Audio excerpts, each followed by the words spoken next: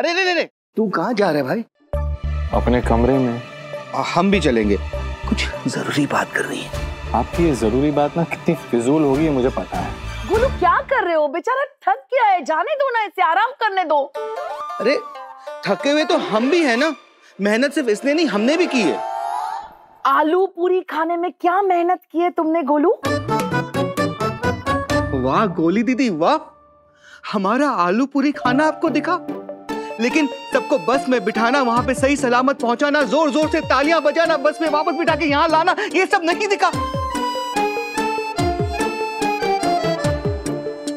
हाँ तो, और सबने कुछ ना कुछ किया है, और करने के बाद अगर सुनाने वाले हो तो अगली बार से मत करना कुछ। एक गोली कहा रहने देना। दिव्या एक काम करो, वो बिमला चाची जो मिठाई लेकर आई थी वो लेकर आओ तो। जी भाभी अभी लेकर आई। और अन्नू मिठाई खाकर फिर जाना बेटा। एक हल्दी वाला दूध पी ले।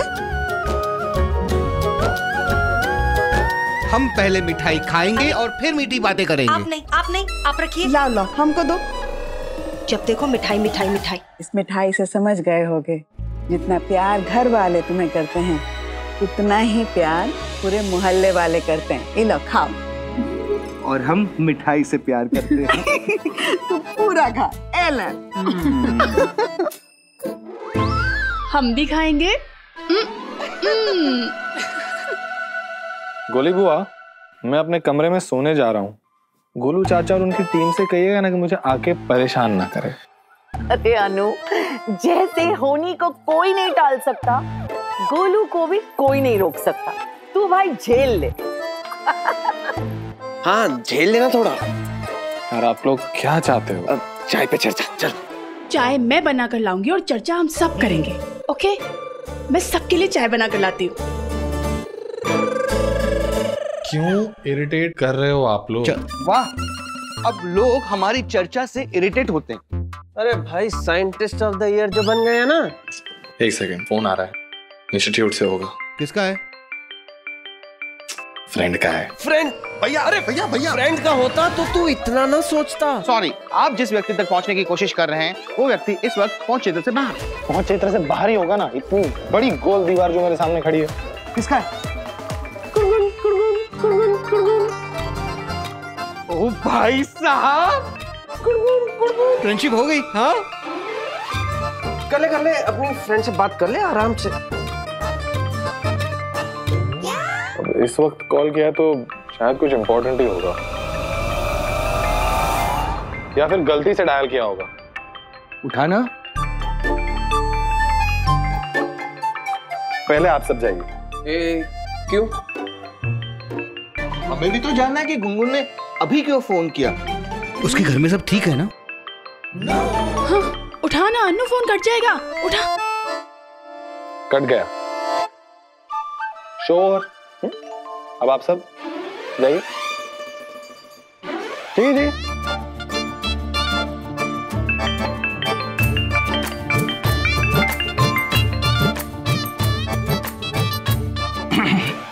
उठा। एक ही शर्त पे उठाऊंगा, आप सब लोग मेरी बात नहीं सुनेंगे, कोई मुझे परेशान नहीं करेगा, और इसके बाद इस बारे में फालतू बातें नहीं होंगी। सांस भी नहीं लेंगे। उठा उठा उठा। हेलो। हेलो, अर्जेंट काम है इसलिए फोन किया।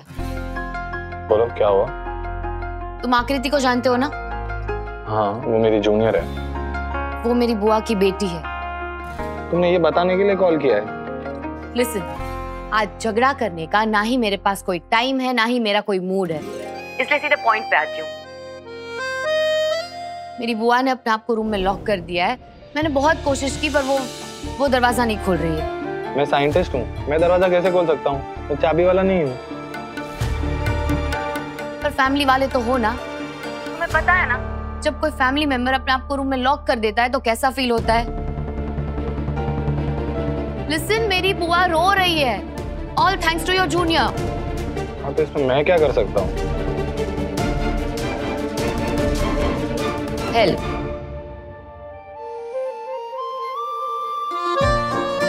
तुम जाके उससे बात करो। एक मिनट, तुम हेल्प मांग रही हो या ऑर्डर कर रही हो? तुम्हें जो समझना है समझो, पर तुम जाके उससे बात करो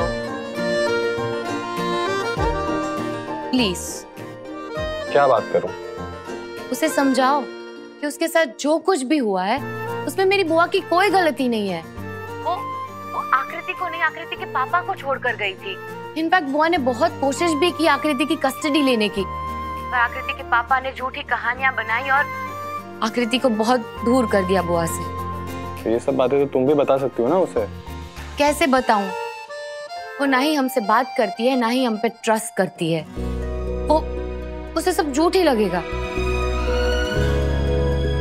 हेलो, चुप क्यों हो गए? सारे तमीज और वैल्यूज के लेक्चर सिर्फ मेरे लिए है? अपनी जूनियर को कुछ नहीं सिखाओगे?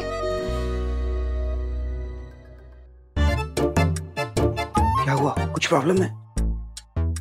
गुनगुन चाहती है कि मैं आकृति से बात करूं गरिमा जी के बारे में।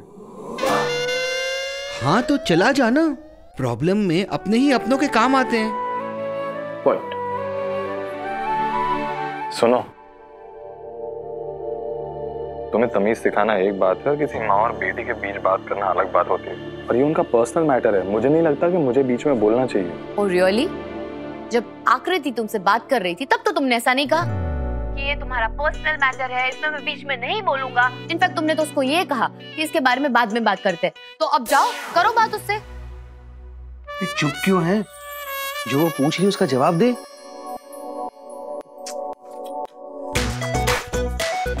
तो क्या डिसाइड किया है? किस बारे में? शादी की शेरवानी के बारे में। ऑब्वियसली आकृति के बारे में। तुम कल उससे बात करोगे कि मैं ये समझ लूं कि तुम अकड़ू और खड़ूस के साथ साथ इनसेंसिटिव भी हो। सुनो, तुम्हें जो समझना है समझो, मुझे कोई फर्क नहीं पड़ता। मतलब तुम बात नहीं करोगे? मैंने ऐसा कहा कि मैं नहीं करूंगा। मतलब करोगे? करूंगा, लेकिन तुम्हारे लिए नहीं, एक माँ और बेटी के लिए करूंगा। फाइन। आकृति क्या कहती है ये बताना। बाय। एक मिनट, जल्दी बोलो। तुमने बताया नहीं कि तुम मेरी सिंगिंग की इतनी बड़ी फैन हो। What? मैं तुम्हारे सिंगिंग की फैन? वो जो ट्रॉफी मिली है आज तुम्हें, वो किसी ने सर पे मारी है क्या? अच्छा, तो फिर इतनी देर तक तालियां क्यों बजा रही थी तुम?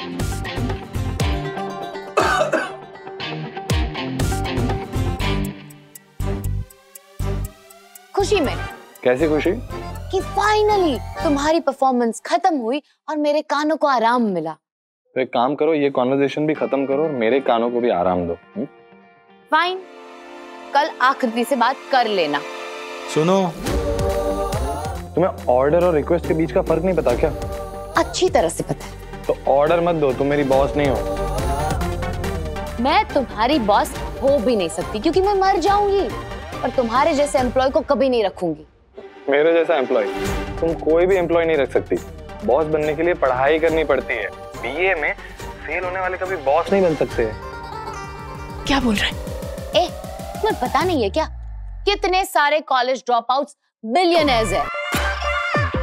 वैसे ज्यादा sarcastic होने की कोई जरूरत नहीं है। इस बार फेल हुई हूँ, अगली बार फर्स्ट आऊंगी। मैं तो चाहता हूँ कि तुम फर्स्ट आओ, और तुम जानती भी हो क्यों। वैसे ये जो तुम कब से मिलियनेयर कर रही हो ना, ये सारे ड्रॉप आउट्स हैं, फेलियर्स नहीं, तुम्हारी तरह।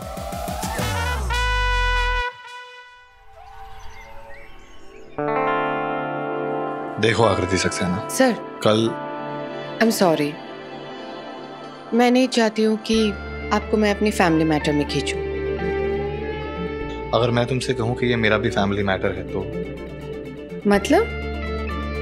मतलब ये कि तुम्हारे जो मामा जी हैं डॉक्टर रिद्धेश, उन्होंने मेरी छोटी बहन खुशी और अंकित मेरे जीजा जी की बहुत हेल्प की थी। तब से हम दोनों की फैमिलीज काफ़ी क्लोज हो चुकी हैं।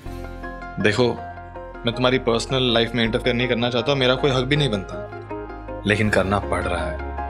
गरिमा जी ने कल से कुछ खाया नहीं है, किसी से बात नहीं की और अपने आप को एक रूम में लॉक कर दिया है। और ये सब आपको किसने कहा? गुनगुन ने। उसने कहा और आपने मान भी लिया? सब नाटक है। इमोशनल ब्लैकमेल करना भटनागर्स की पुरानी आदत है। अपनी फैमिली के बारे में ऐसा मत कहो। मेरी फैमिली नहीं है सर वो।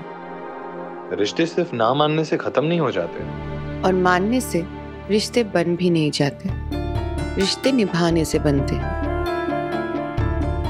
और मेरी सो कॉल्ड माँ ने तो क्या ही रिश्ता निभाया। बचपन में मुझे अपने पापा की गोदी में छोड़ के चले गए थे अपने रिच भाई के पास रहने। और तुम्हें लगता है वो अच्छी माँ नहीं है? हाँ, अच्छी तो क्या, वो माँ ही नहीं। मैंने उन्हें गुनगुन के साथ देखा है, जो अपने भाई की बेटी से इतना प्यार कर सकती है। तुम सोचो वो अपनी खुद की बेटी से कितना प्यार करती होगी। प्यार करते होते तो बेटी से दूर नहीं जाती। दूर जाना और दूर होना तो अलग बातें होती हैं आकृति सक्सेना। दूर जाना मर्जी होती है, लेकिन दूर होना मजबूरी होती है। और मुझे लगता है गरिमा जी मजबूर है और इसीलिए वो तुमसे दूर है।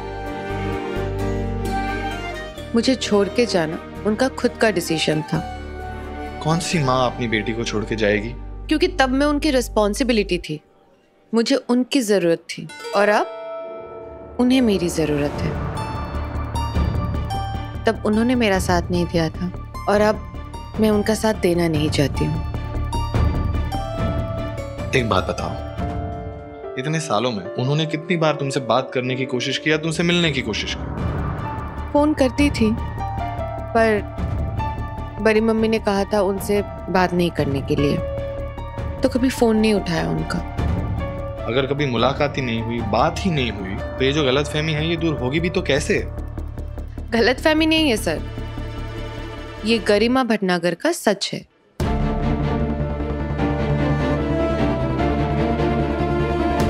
It's fine. मुझे लगा मुझे तुम्हें गरिमा जी की हालत के बारे में बताना चाहिए। अगर तुम्हें उनसे बात नहीं करनी है तो it's okay. सॉरी सर, मैं आपकी ये बात नहीं मान सकती। It's fine, I can understand.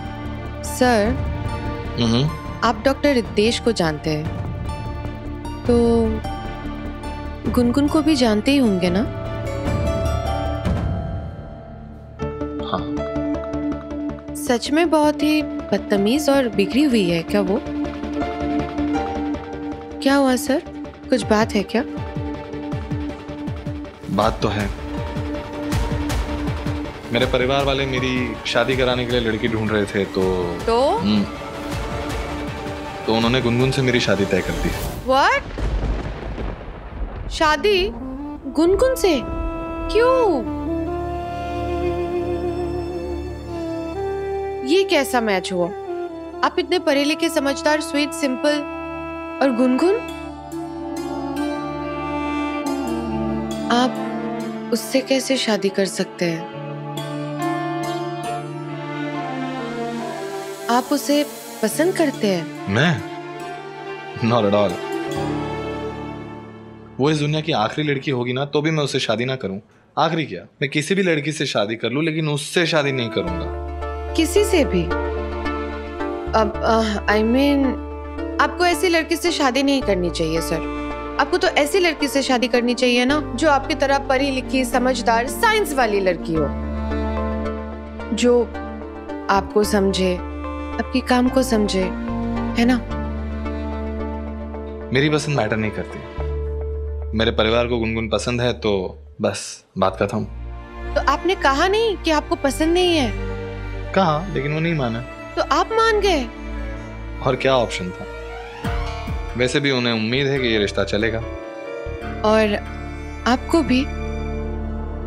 मुझे भी एक उम्मीद है कि 1 साल बाद ये शादी टूट जाएगी।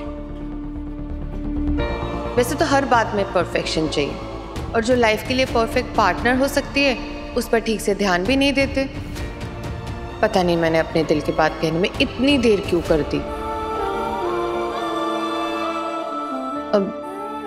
अब कुछ भी नहीं हो सकता है क्या? I mean, ये शादी कैंसिल नहीं हो सकती है? मेरी फैमिली ने ये रिश्ता तय किया है। वो लोग मुझे जानते हैं, मुझे समझते हैं, और मोस्ट इम्पोर्टेंटली मुझसे प्यार करते हैं, और मुझे उनके डिसीजन पे विश्वास है। देखते हैं, लेट्स सी क्या होता है। क्या होता है क्या? शादी, वो भी गुनगुन से? पर लाइफ आपकी है, तो डिसीजन भी आपका ही होना चाहिए ना। ऐसा है कि हमारे घर का कोई भी डिसीजन, छोटा हो या बड़ा हो, सारे हमारे घर के बड़े लेते हैं। पर ये सही बात नहीं है। I mean, अब मुझे आपके लिए बहुत बुरा लग रहा है। डोंट वरी आकृति सक्सेना, ये मेरा प्रॉब्लम है, मैं डील कर लूंगा। कभी तो आकृति कह दीजिए। तुमने कुछ कहा? अब नहीं सर, मेरी क्लास का टाइम हो गया है तो मैं जाऊं। ओके।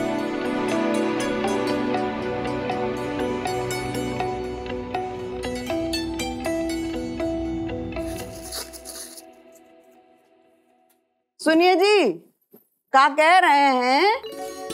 अन्नू का शादी के लिए हम सबको बनारसी साड़ी चाहिए।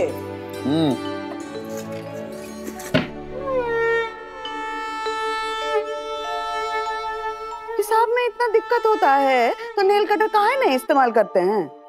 नेल कटर नहीं होता, कैलकुलेटर होता है। जो भी होता है। अरे कैलकुलेटर वो लोग इस्तेमाल करते हैं जिनका गणित कमजोर होता है। हाँ, और आप तो गणित के नवाब हैं। जी हाँ, हमारे पिताजी कहते थे कि राम नाम मुख में और हिसाब उंगलियों पे जो रख के गृहस्थी चलाता है ना, वो सुखी होता है। तो सुखी रहिए ना, दुखी कोई श्रेष्ठ काहे बन रहे हैं? अरे हमारे हिसाब में 100 रुपए का अंतर आ रहा है। सिर्फ 100 रुपए? 100 रुपए का अंतर? सिर्फ 100 रुपए? अरे आप तो ऐसे कह रही जैसे 100 रुपए चवन्नी हो। और आप तो 100 रुपए ऐसे कह रहे हैं जैसे लाख रुपया हो। सुनंदा जी, 100 रुपए कम नहीं होते। एक जमाना था जब पूरे महीने का राशन आता था 100 रुपए में। तो उसी जमाना में जाके रहिए, क्योंकि इस जमाना में 100 रुपए में राशन का फोटो भी नहीं आता है। अरे क्या? ये सब छोड़िए, हमारी बात सुनिए। हमारा अन्नू का शादी आ रहा है, कोई कंजूसी मत कीजिएगा, ठीक है? तो हम ये कह रहे थे कि हमारे लिए, सरगम के लिए, गोली के लिए और दिव्या के लिए बनारसी साड़ी, और नीति के लिए नया शिफॉन का साड़ी। देखिए, शादी अन्नू की हो रही है, आप पांचों की नहीं हो रही, और फिर आप लोगों के पास एक एक बनारसी साड़ी है। हाँ, पर वो कितना शादी ब्याह में पहन पहन के घिस गए हैं वो सब साड़ी, तो हमको तो नया साड़ी चाहिए। देखिए, नई साड़ी सिर्फ गोली और नीति को मिलेगी। कहाँ है? अरे गोली घर की बेटी है और नीति घर की सबसे छोटी बहू, बात। और हम घर की सबसे बड़ी बहू, और हमको अन्नू का शादी में नया बनारसी साड़ी चाहिए। देखिए सुनंदा जी, पुराने सोफे पे नया कपड़ा चढ़ाने से सोफा नया नहीं हो जाता। आप हमको सोफा बोले? आप हमको पुराना सोफा बोले? आप कौन सिंहासन? बताइए, सिंहासन है आप पता ही कहाँ है? आप ये पुराना कुर्सी है जो सिर्फ चू चू करता है बस, और कुछ नहीं। हम जो भी हैं, आप बनारसी साड़ी तो भूल जाइए। तो आप हमको भूल जाइए, कह रहे हैं। अरे अरे अरे भाभी, क्यों चिल्ला रही है? आप क्या हुआ? आप गुस्से में क्यों हैं? बोला अपने जेठ जी को, हमने बनारसी साड़ी मांगी है और हमको कह रहे हैं सोफा, और वो भी पुराना वाला। हाँ, तो आप भी तो हमें चू चू करने वाली कुर्सी कह रही हैं। एक शाहजहां था जिसने अपनी पत्नी के लिए ताजमहल बना दिया, अब से एक बनारसी साड़ी नहीं दिलाया जाता है। हाँ, उसने मरने के बाद ताजमहल बनवाया था। तो ठीक है, हमारी लाश पर चढ़ा दीजिएगा, लेकिन हमें बनारसी साड़ी चाहिए। कैसी बातें कर रही हैं आप दीदी? बस भी कीजिए ना। भाभी, आपको बनारसी साड़ी चाहिए ना? मिल जाएगी। हमको अपने लिए नहीं, हमको सबके लिए बनारसी साड़ी चाहिए। हाँ, सबको बनारसी साड़ी मिल जाएगी, हम दिलवाएंगे। चंद्रू, ये चवन्नी का चूरन नहीं दिलवाना, बनारसी साड़ी दिलवानी है। और जानते हो कितनी कीमती होती है ये? हाँ हाँ पता है, भाभी की खुशी से ज्यादा कीमती तो नहीं है। अरे बड़े भैया, घर में बेटे की शादी है, अब इन सब के लिए नई साड़ी नहीं लेके देंगे? अरे गोलू, अपने भैया को जानता नहीं है क्या? हमने बनारसी साड़ी क्या मांग लिया, गश आ गया इनको। इनका तो पता है ना, 5 रुमाल मांग लिया तो कहते हैं पुराना पर्दा से काट लो और 5 ले लो। हाँ? हाँ, अरे हम साड़ी दिलवाने से मना नहीं कर रहे, हाँ, लेकिन इनको बनारसी साड़ी चाहिए। अरे घर की बड़ी बहू अगर पैसे की कीमत नहीं समझेगी और फिजूल खर्ची करेगी तो बाकी की बहुएं क्या सीखेंगी? बड़ी बहू का कोई इच्छा नहीं होता है, खुशी नहीं होता है। पूरी उम्र आपने ये किया है, बड़ी बहू का फर्ज गिनाया है, कोई हक का बात किए है? भाभी आप शांत हो जाइए, हम आपको बनारसी साड़ी दिलवाएंगे, चाहे उसके लिए हमें कर्जा लेना पड़े या फिर अपनी किडनी क्यों ना बेचनी पड़े। ओफो, क्या बोल रहे हैं आप? कुछ 1000 ही लगेंगे, किडनी बेचने की जरूरत नहीं पड़ेगी आपको। ये देखो, यावत जीवेत सुखम जीवेत, ऋणम कृत्वा घृतम पिबेत, अर्थात जब तक जिएंगे सुख में जिएंगे, फिर चाहे उसके लिए कर्जा लेके घी क्यों ना पीना पड़े। शाबाश, कुछ समझे? भैया हमें घी नहीं, हमें चाय पसंद है और हमने आज तक कभी कर्जा लिया ही नहीं। वो तो हम हैं इसलिए, वरना तुम्हारा बाल बाल कर्जे में होता। देखो, इस कर्जे के फंदे से अगर बचना है ना तो चंद्रगुप्त कुलश्रेष्ठ बन के रहो, चंद्रगुप्त मौर्य बनने की कोशिश मत करो।